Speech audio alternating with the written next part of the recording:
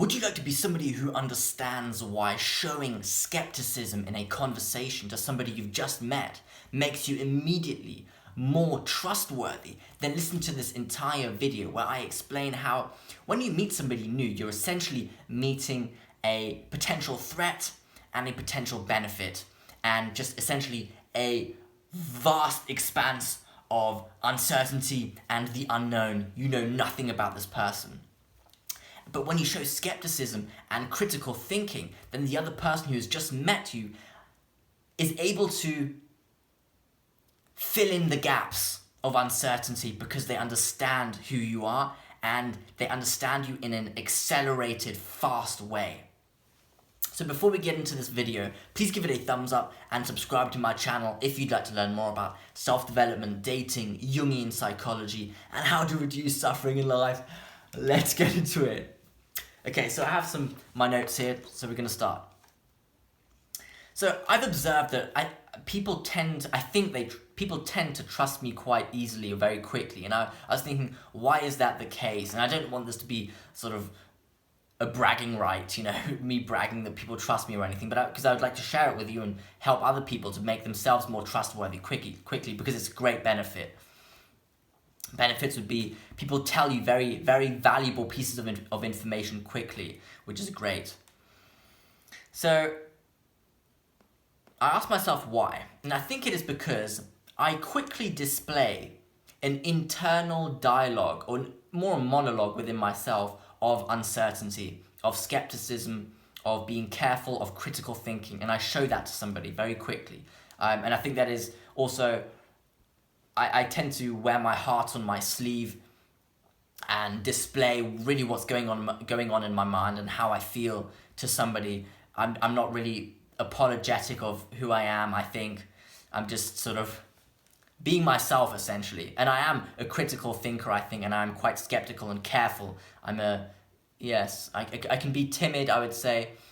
Not necessarily socially, but just in life, general. Not overly timid, but, a healthy level of timid. Okay, so you need to understand, when you meet somebody new, you are faced, at least unconsciously, with extreme uncertainty and the unknown. Because everybody unconsciously knows that humans have a healthy, well, I don't want to call it healthy, but a severe potential for spite. And you know that because only you can observe all the thoughts that run through your head.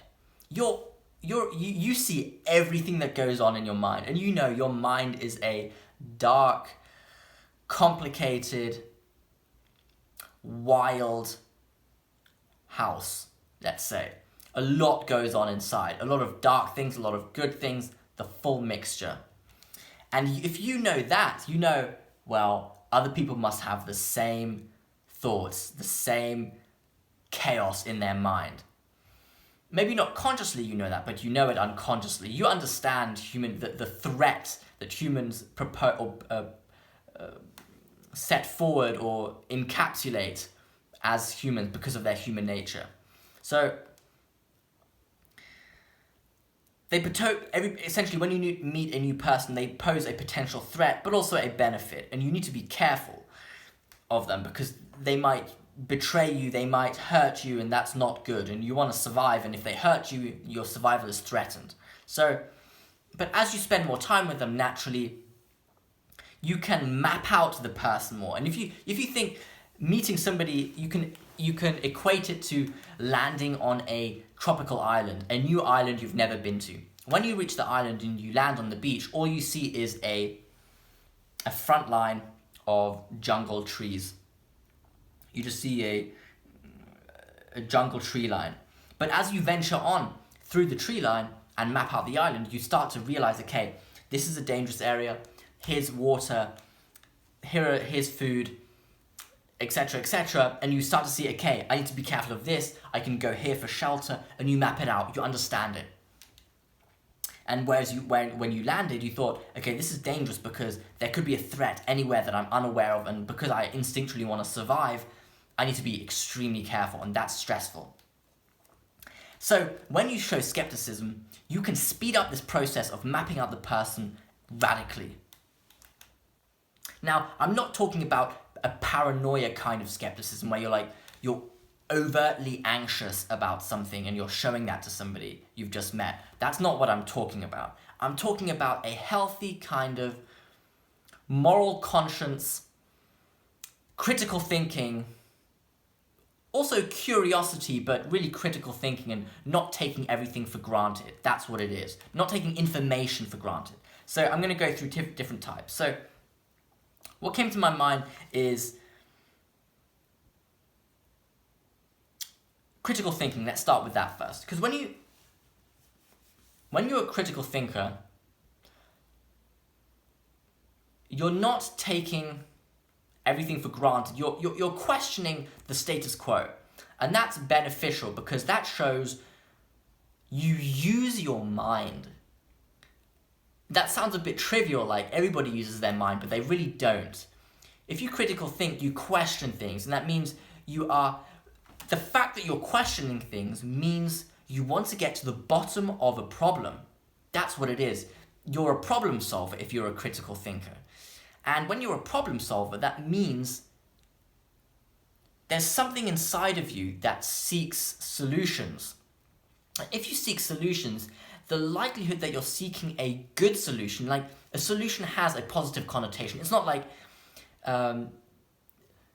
let's say, you're threatened by losing your job.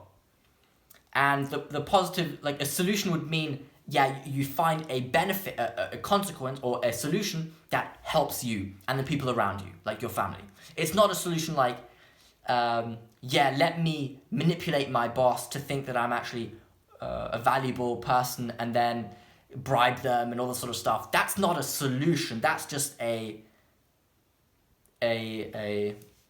postponement of the problem. That's not a solution. And when you're a critical thinker, it indicates you're a person who seeks things that are good for people, essentially. Very basic. And that means you have good intentions. And that you can then link to you have an active moral conscience, perhaps. And because let's say you're talking to somebody you just meet and you start showing that your conscience is occupied with ethical concerns. Maybe you read the news and you show that, genuinely show that you are concerned about this and this that's going on in the world, or even even better would be in your direct environment of something that's happening or something happened to you today, and you tell how, let's say you saw someone in need and you unfortunately didn't have time to help them, and I hope they found somebody went to go and help them because they looked like they were really in need. It shows that you're skeptical of what you did. You feel a bit guilty perhaps, and that means you have an active moral conscience because you wanted to act morally but you didn't, and that's occupying you. And that means, the other person who's just met you thinks, okay, this person has an active moral conscience. That means the likelihood of they behaving unethically towards me and threatening me and hurting me is a lot lower because the barriers to acting that unethical behavior are very high for them. Hence, they can reduce this uncertainty that you might be a threat to them. Boom. And also, it shows if you're skeptical, if somebody offers you a business proposal or a career opportunity, and you talk to them about it, and instead of just throwing yourself in and saying, oh my God, yes, I want it, you say, on the one hand, this would benefit me, it would be a great opportunity, I would learn, etc., etc. But on the other hand, I'm concerned about this. I'm not sure whether I would be able to handle this, whether it would be too much for me. I mean, I think I could do it, but I would need to be careful and, plan my time wisely, make sure I have a good schedule. It shows that you don't accept offers or you don't engage in activities that are reckless. You're not a reckless person.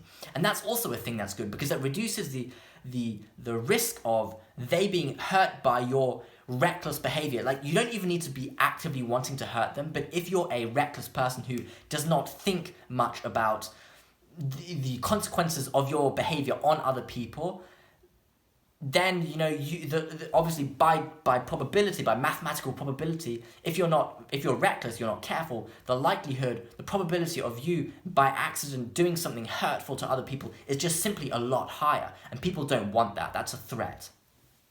Yeah. So it really shows, if you show skepticism and like you're questioning, you're a critical thinker, you have a moral conscience, it shows the person that you're not deceiving them, and that you're showing your true self. Hence the grey areas and uncertainty about your personality, they become clearer and understandable. Hence they can predict your behavior more accurately.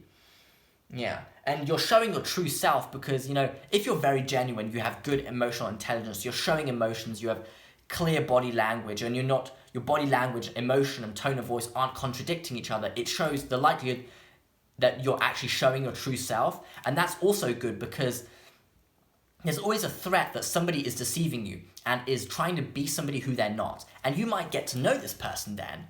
Even in a relationship, if somebody's not being themselves and you can't tell, you get to know this person, and the likelihood though of them falling, or not say falling, but twisting back, bending back into their true self is quite high.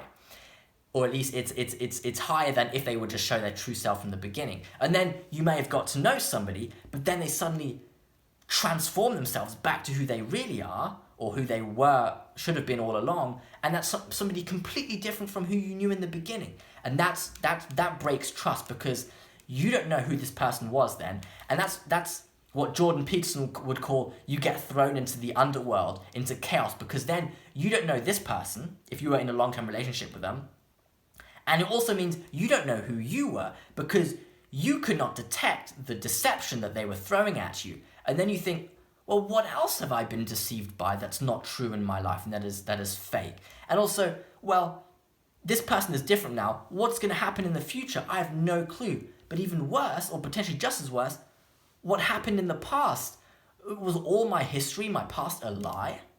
That's frightening. And the potential for that is a concern for people unconsciously. And if you can get rid of that concern for people by just showing your true self and showing skepticism and a moral conscience, then people will trust you a lot quicker. So in conclusion, a healthy kind of skepticism where you show that you are a critical thinker, you have a moral conscience, you're careful and not reckless to people in a conversation when you meet them, allows them to map you out as a person a lot quicker and reduce the probability of them feeling threatened by you because you might be deceiving them, or you might behave erratically which might harm them. So showing just a healthy skepticism in conversation, that you're occupied with moral topics, is a great way for people to get to trust you. And I don't want that you should do this now and deceive people in order for them to trust you and tell you, confidential information. Not at all. I want this to be authentic. It's very important. So I encourage you to wear your heart on your sleeve and be honest and show your true self. So please leave a comment below whether you have ever tried this, showing skepticism in conversation to somebody you've just met, or just showing your true self, and how displaying a moral conscience really gets people to like you also. And it's good. People root for you, actually. They want you to succeed, really. Maybe consciously, maybe even unconsciously. So I hope you enjoyed this video. Please give it a thumbs up and subscribe to my channel if you'd like to learn more about self-development, dating, Jungian psychology, and how to reduce suffering in life. Let's go.